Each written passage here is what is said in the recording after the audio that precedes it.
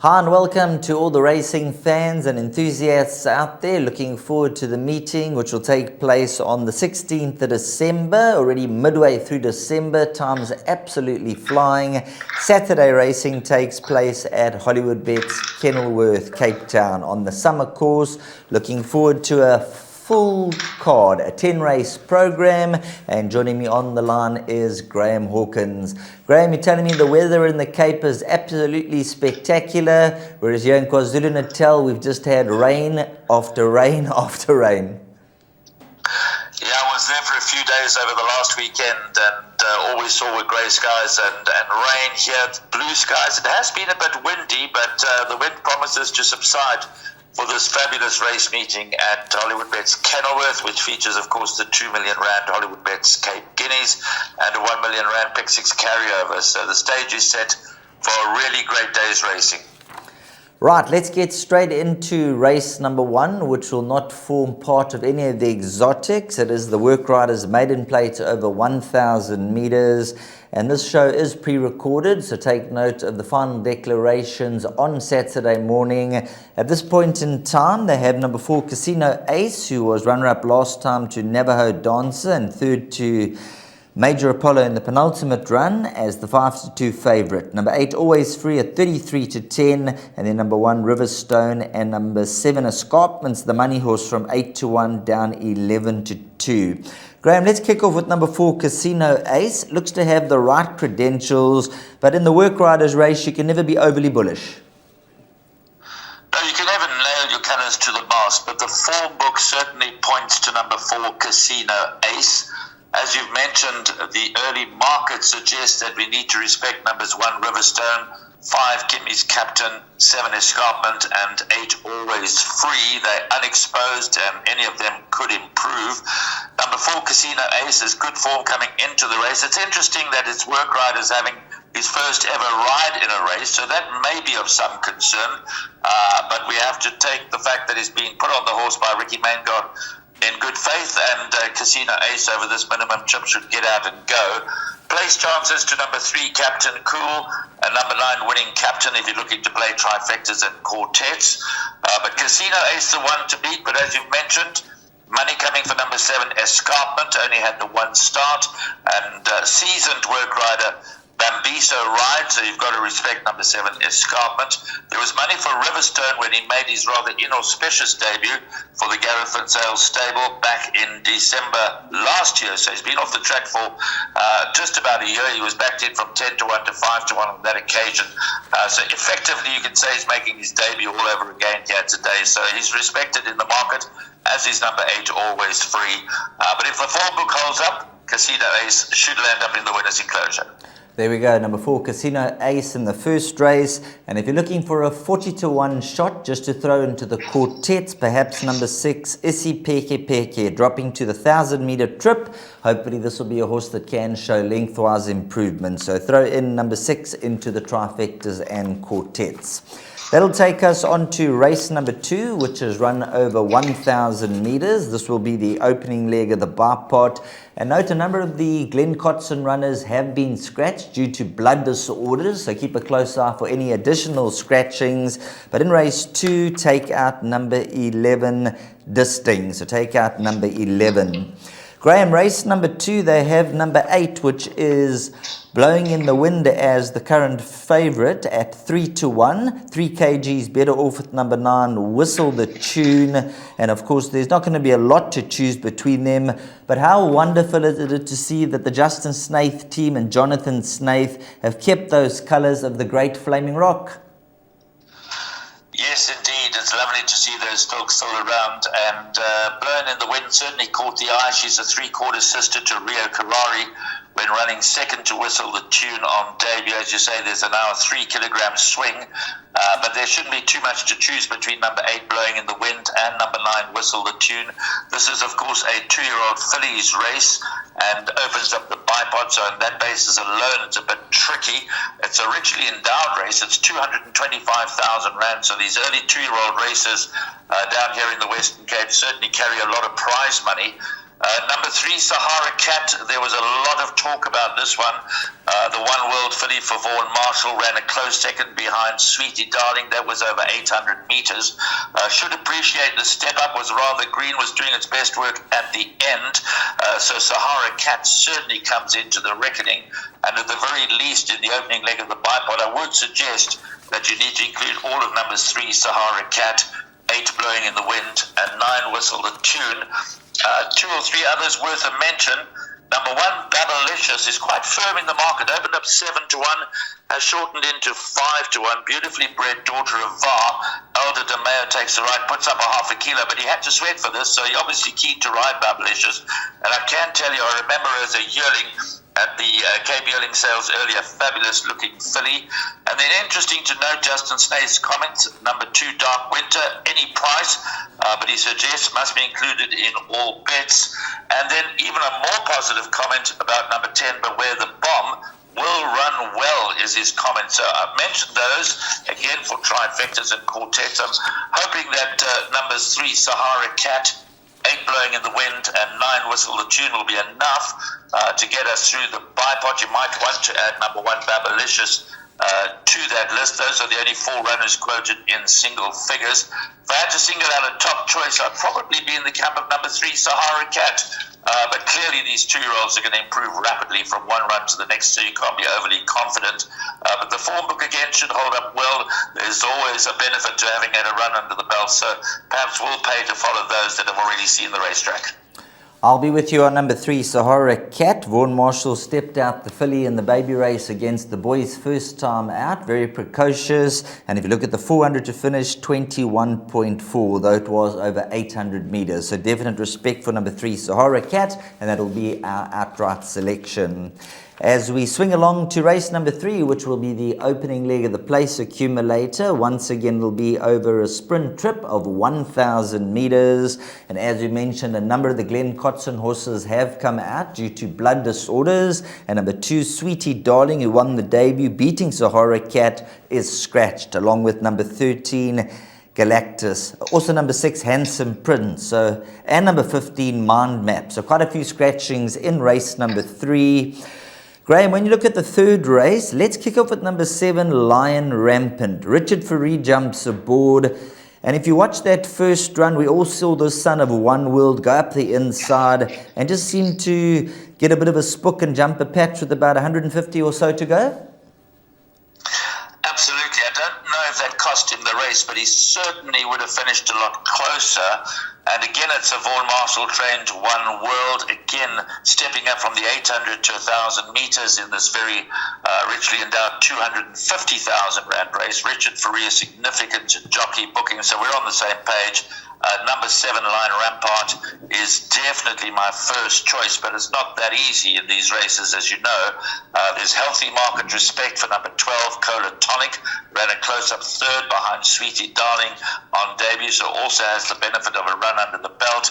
A lot of talk about the early favourite, number 14, Roman Agent.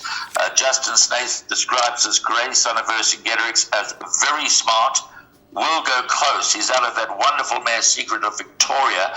So on pedigree alone, Roman Agent could be the one they all have to beat. Very often Justin Snaith's 2-year-olds need one run just to sharpen up. For that reason, I'm rather going with number 7, Lion Rampart, but I certainly wouldn't be surprised if number 14, Roman Agent, was to make a scintillating debut.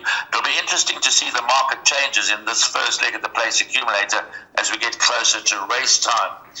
Comments also from Vaughan Marshall, number 3, Unsung Hero, shows good work at home, but I have no doubt that number 7, Lion Rampart, is the stable elect. And then another of the Snaith inmates, a very well-bred number 4, Earn Bell D. He says will run well. So we need to make notes of those comments from a trifecta and a quartet perspective. But I'm in the camp of number 7, Lion Rampart. But obviously number 14, Roman Agent, warrants utmost respect on the basis of Snaith's comments. Very smart, go close, and his pedigree. And number 12, Cola Tonic, will certainly be there and thereabouts. Opening leg of the place accumulator, obviously you get the chance to see them go to the start. You get a chance to monitor the betting moves. At this early stage, I would suggest number 7, Lion Rampart, and number 14, Roman Agent. But that could change as we get closer to race time. Moving on to race number 4, the opening leg of the pick 6, Jawford 13-18. They'll be going around the turn over 1,400 metres. And Justin Snaith is saddling 6 of the 9 runners. And at this stage of the game, he's got 28 runners on the card. So no surprise, being a 10-race program, he's stepping out in numbers. Vaughan Marshall's got 2 runners in the race. And then Brett Crawford's got number 9, Seeking the One, who's found the early money from 8-1 down 11-2. Graham, Captain Fontaine and Silver Operator met last time out. Captain Fontaine, no show, examined nil. And we all know Silver Operator, he's absolutely lethal course and distance. 5 runs for the 4 wins. Yeah, and just to remind everybody before we get into the form that this is the first leg of a pick 6 carryover, 1 million rand carried forward, so we're expecting a pool of 5 million rand. As you mentioned, Justin Snaith is sending out an armada. He loves these signature race days, and this is certainly one of the major signature race days. Captain Fontaine, yeah, he has to improve on that last run. It was his first run in the province. Richard Ferree takes the ride for the first time on Captain Fontaine. We know he comes with a big reputation. And as you mentioned, Silver Operator, 5 starts over the course and distance for 4 wins. But it's been 588 days since the 7-year-old son of Silvana has visited the winner's enclosure. This is a case of the top weights versus the bottom weights. Captain Fontaine and Silver Operator both carry 60.5. Underworld, good solid form, a nice 3-year-old comes into the race with just 52 kilograms. And as you mentioned, there's been early market support for number 9, Seeking the One, who's got just 53 kilograms. So I'm in the camp of the lightweights on this occasion. My top 2 choices would be 8 Underworld and 9 Seeking the One. But I do have healthy respect, obviously, for number 5, Captain Fontaine. He's a classy 6-year-old son of Captain L. And you've got to also respect Silver Operator. The interesting also, although completely ignored in the market, well down the betting boards, is number 3, Tuta Fay. He could need this run. He's also won 5 times over track and trip from 12 starts. He's neatly drawn in gate 3. His last couple of runs have been below par, but if he bounces back to some of his better form, he could be a factor and one to consider for the back end of trifectas and quartets. And it's raining. William comes in with a bit of a chance. They seem to be not sure what is his best trip. He goes over a variety of trips, but I'm going to go with the lightly weighted runners, number 8 Underworld and 9 Seeking the One as my top 2 choices, followed by numbers 5 Captain Fontaine, 6 Silver Operator, 3 Tuta Fay. I'm inclined to take a chance, Sheldon, in this opening leg of the pick 6 and go just with numbers 8 Underworld and 9 Seeking the One, hoping that'll get us through. Excellent. As we move on to the second half of the program, race number 5, which will be over 1,600 meters. That'll be the halfway mark, and then we'll move into race number 6. And in race number 5, the current favorite is number 5, Kingdom of Heaven, trading at 2-1.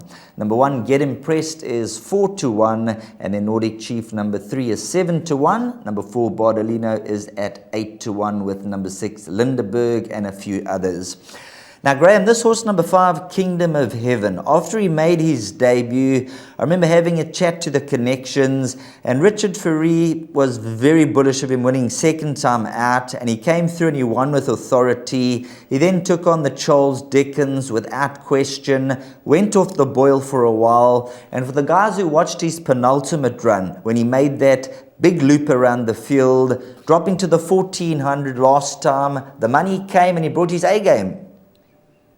He did bring his A game, and he was solidly supported in the market. I think you got the lock that day, Sheldon. Kingdom of Heaven shortened in from 6-1 to 9-4, comfortably beat Royal Swan Master. It has to be said that Royal Swan Master didn't do very much for the form when starting favourite next time out, and Royal Swan Master failed to reach the frame. I think this is quite a tough race. I think Kingdom of Heaven is certainly entitled to be favourite. His stable companion number 1, Get Impressed, from pole position.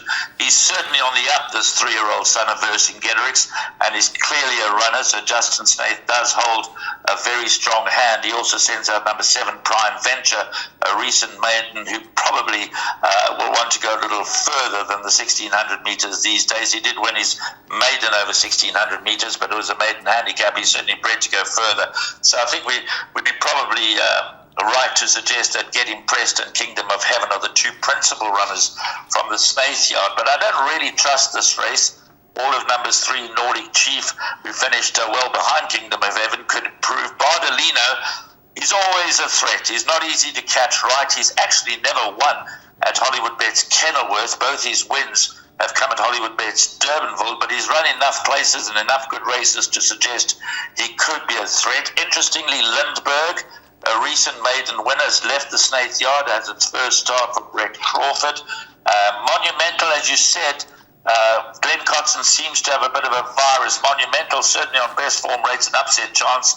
Just how those that will stand their ground for the Glenn Cotson stable are going to run is open to question, but I guess his blood is all right, and that picture changes, then he'll probably be a scratching closer to race time, but we can only work with what we've got. So Monumental for me, definitely upset. And then down by the river, you know, he ran a neck third to Green with Envy. He beat Rapid Dash by 4 1/4 lengths. That was last season, obviously, as a 2-year-old. He likes to go forward. The Connections think he's going to run a big race. He's a huge price. He's down by the river. Bernard Faye-Durb rides for Peter Muscat, and that could be the source of a major upset. But I do think that Snaith should produce the winner. Either numbers 1, Get Impressed, or 5, Kingdom of Heaven. But I'm going a little wider than that because I don't really trust this race. Just talking about number 11, Down by the River, the only runner for the Peter Muscat stable on the day, and he's currently sitting on around about a 15% win strike rate. So number 11, Down by the River, although taking on some stiff opposition, definitely worth a second look. That'll take us on to the Splash Out Victor Stakes, which is grade 3 over 1,800 meters. Race number 6 due off at 14:30. And I know your value bet on the day is number 2, Saki. And the money has certainly come from 5-1 down 7-2. Runner-up in the last 2 efforts. But more importantly, was beaten 3 1/4 lengths by Enemy Territory. But there's a big swing around in the weights. And I can quite see why you're onto number 2, Saki, Graham. Yeah, in fact, I make number 2, Sarki, my best bet on the card. The value bet comes a little later, as you'll see from my slide. I'm sticking my neck out here, Sheldon. It is obviously a grade 3 feature race. The Andre Nel Cornet Orpha combination have been in good form. The Daughter of Dynasty still has a lot of upside. She's won her only start over the course and distance. She ran a great second in the gold bracelet behind Bless My Stars. Yes, she was in receipt of 3 kilograms. As you mentioned, she's 6.5 kilograms now better off with Enemy Territory. And I'm laying my colours to the mast here, all in with number 2, Saki, because it's a trappy card. There are other options, I suppose, depending on how strong you fancy some of the other runners as to how you structure your perms. But I'm rowing in with number 2, Saki. The principal threat in my book is number 5, Happy Chance. Always there and thereabouts. It could be a Dynasty 1-2. I'm not obviously discounting the chances of Gold Poker Game completely, or Enemy Territory. Enemy Territory, certainly. She's bred to stay. She's out of a high chaparral mare. She was impressive. We nailed our colours to the mast with Enemy Territory last time. We managed to get around 9-2. I know the official SB was 33-10. She comfortably beat Sarki.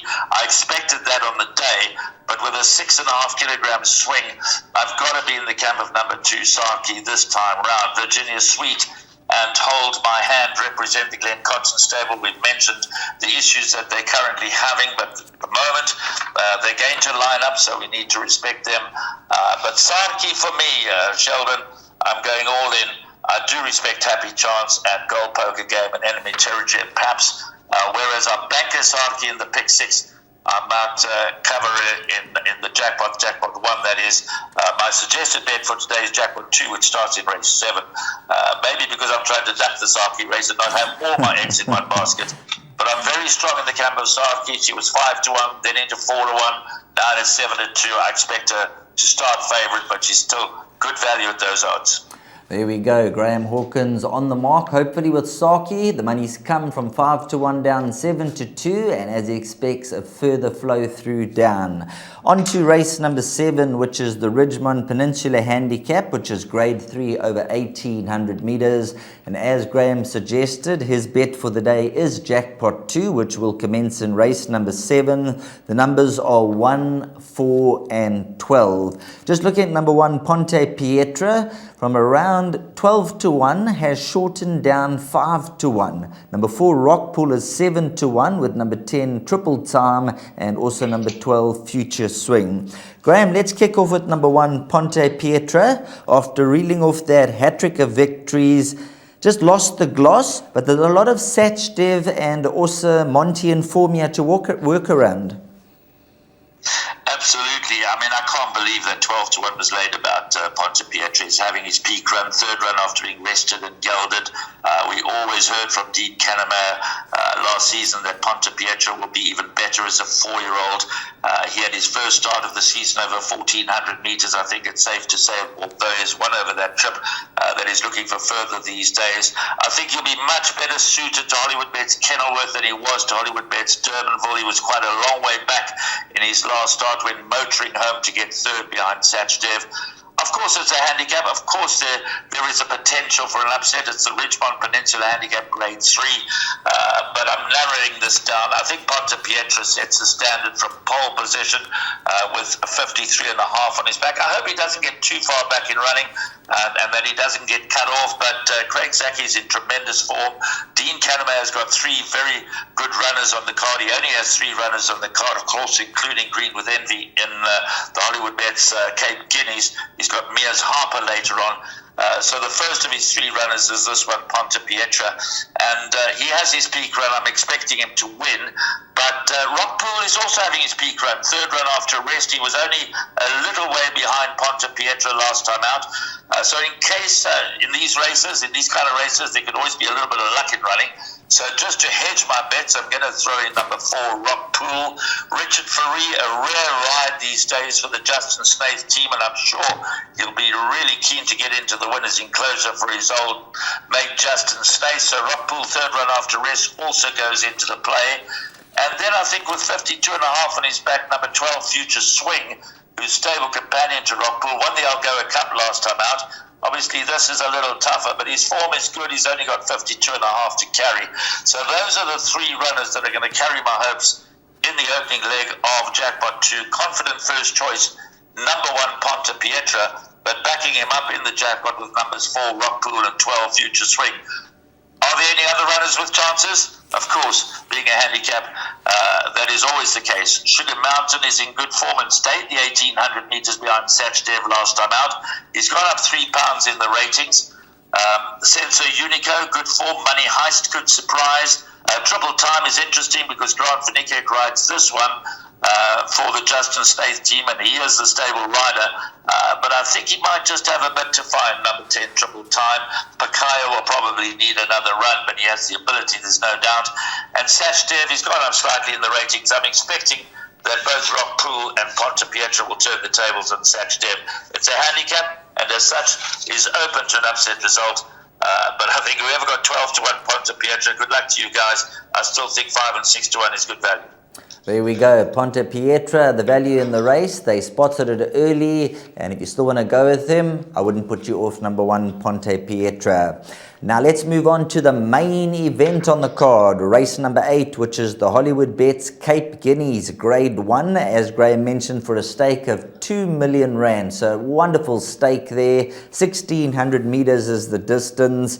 And Graham, when it comes to this type of race for these individuals, the young 3-year-olds, they're all improving at different rates of knots. And I think this is going to be an absolute breathtaking finish. As we saw last time out, there wasn't much to separate numbers 4 and 5, and then a few of them just in behind there. So you've got a couple of runners, 2, 4, 5, 8 and 10 to be on the safe side? Yeah, I'm not taking any chances. Number 4, Shlui is my top choice. We could have a carbon copy result of the Cape Punters Cup, which was run 3 weeks ago over the same course and distance, when Shlishlui narrowly beat Snow Pilot and Green with Envy.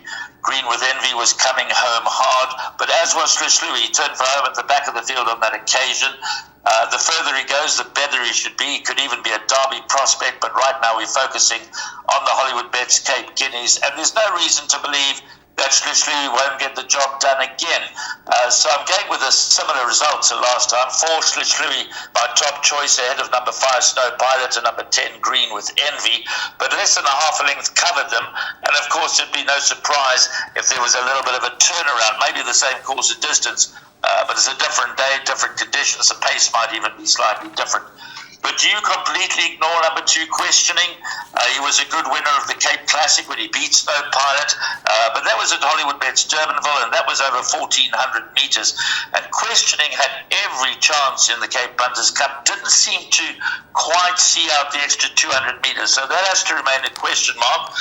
But certainly Vaughan Marshall has won 5 guineas before, and for that reason alone, you can't ignore Questioning. So I'm adding him to the list. And then Tail of the Comet.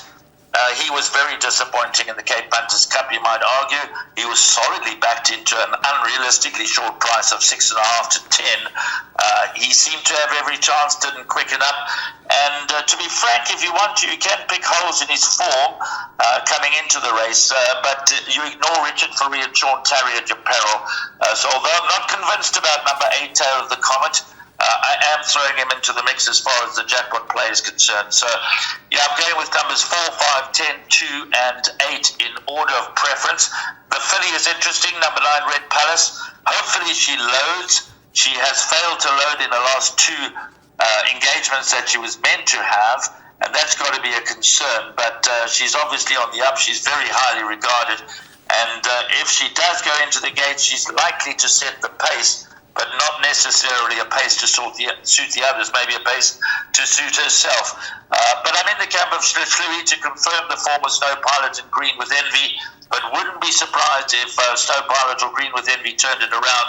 JP van der Merwe was having his first ride on Snow Pilot last time. He might have learnt a little bit about Snow Pilot, and that could be to his advantage. But I'm in the camp of Shlishlui. I think he's a worthy favourite. Then stepping onto the gas to the final leg of the Pick 6 and Place Accumulator race number 9. This will be run down the lane over 1,200 meters. And at this time of recording, number 12, Mia's Harper, is at 28 to 10, along with number 10, Great Cat. So the 3-year-old, Mia's Harper, 3 to 1, joint with the 4-year-old Great Cat. And then we have Rani of Jansi at 7 to 2. Number 6, Knockout at 6 to 1, and then you can get 12 to 1 and better the rest. I see in your Pick 6, you've just gone with the 2 runners, number 10, Great Cats, and number 12, Mia's Harper. Great Cat's a 4-year-old daughter of Dynasty, done absolutely nothing wrong to date. And you got number 12, Mia's Harper, who's got that greater scope for improvement, and I think she's far better than an 83. I think in time to come, you're going to probably see her in the 90s, Graham. Yeah, I'm quite strongly in the camp of number 12, Mia's Harper. I think she is the right one in this race. But again, I'm just hedging my bets with number 10, Great Cat. I quite strongly fancied her last time out, and she was a little disappointing. I think we'd beaten out of sight by Wily Jack. But she gave me the impression that although 1,000 meters she was competitive, we must remember she won her maiden over 1,250 meters. So I think stepping up to the 1,200 here could be in her favour. And Brett Crawford quite likes this filly. She's been very lightly raced. She's taken time to mature. He thinks she's got ability, and she could end up much better than a 70. I made the same comment last time. I would be surprised if Great Cat retired with a rating of only 70. But as you mentioned, Mia's Harper's also got the upside. She's the younger, improving filly. So 12, Mia's Harper to win it from number 10, Great Cat. Those are the 2 that I'm throwing into my permutations. Rani of Jansi, of course, has got a lovely pedigree. She's lightly raced. She's unexposed. She beat Fairy Trip quite comfortably when winning her maiden on the 15th of October. Fairy Trip's eventually gone on to win her maiden. The form that Rani of Jansi brings into the race is questionable compared to the other 2, but can she improve to upset the apple cart? Again, Richard Faurie's a significant jockey booking. So if you're going to add another runner in, then throw in number 1, Rani of Jansi. Of Of the balance, Girl Like Us is attracting long shot support. She did win on debut and then ran in the sales race, went well behind Tail of the Comet, but she could improve in this sort of class. Knockout might well need another run. Anything else to win would be a bit of a surprise for me. But I'm in the camp of number 12, Mia's Harper, with a measure of respect for both numbers 10, Great Cat, and 1, Ronnie of Johnsy. That'll take us on to race number 10, which is over 1,200 meters. And just looking at the anti-post betting, number 7, Coastal Commander, is 33 to 10. We have number 6, Moya Walaliga, at 7 to 2. Number 10, Open Highway, is 9 to 2. And then you can get 6 to 1 and better the rest of the runners. Now, Graham, let's kick off with your value selection on the card, which is number 3, Lunch Money, from the Candice Bass Robinson stable. And I like the fact that this Son of Rafif has come down from an 80 to a 73. And if you look at that last run, quite eye-catching. Yeah, he was doing his best work at the end. I watched that replay over and over again because he obviously had Coastal Commander ahead of him on that occasion. But as you say, Lunch Money is now starting to drop down the ratings. I think this 1,200 meters is the ideal course and distance for him. And he's my value bet, currently trading at around 12 to 1 and 14 to 1. Certainly worth throwing into the trifectas, quartet, swingers, and exactas. I've included him in the last leg of Jackpot 2, which is my suggested bet for this card. But I've included also number 6, Moya Wala Liga, ran a much better race last time out and can continue to progress. Richard Faree for Gareth Van Sale does have 61 to shoulder. Coastal Commander holding his form well there and thereabouts, but also got a big weight to shoulder, 60 and a half. The other one I've thrown in, which for me is quite interesting, is number 10, Open Highway. Now, there's been a declaration since the card was printed. Blinkers are put onto the Son of Var.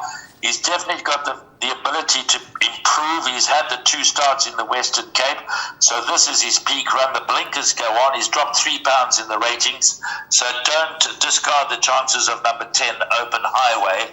So numbers 3, 6, 7, and 10 are the 4 horses that I have in the final leg of Jackpot 2. But there are 1 or 2 others worthy of a mention. Number 1, Axel. As we've mentioned, Andre Nell and Corley off in good form, was an easy winner of its last start. Again, interestingly, both Axel's win have come at Hollywoodbets Durbanville as opposed to Kenilworth, but certainly been placed at this course, so it could be a factor.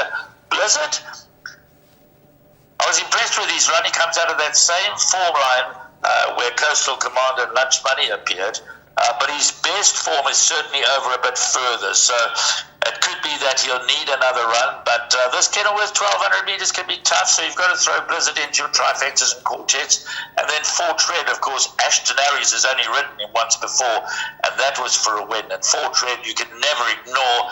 He's a 7-time winner. He is what he is. He's a 78. He's fully exposed. You get what you see is what you get.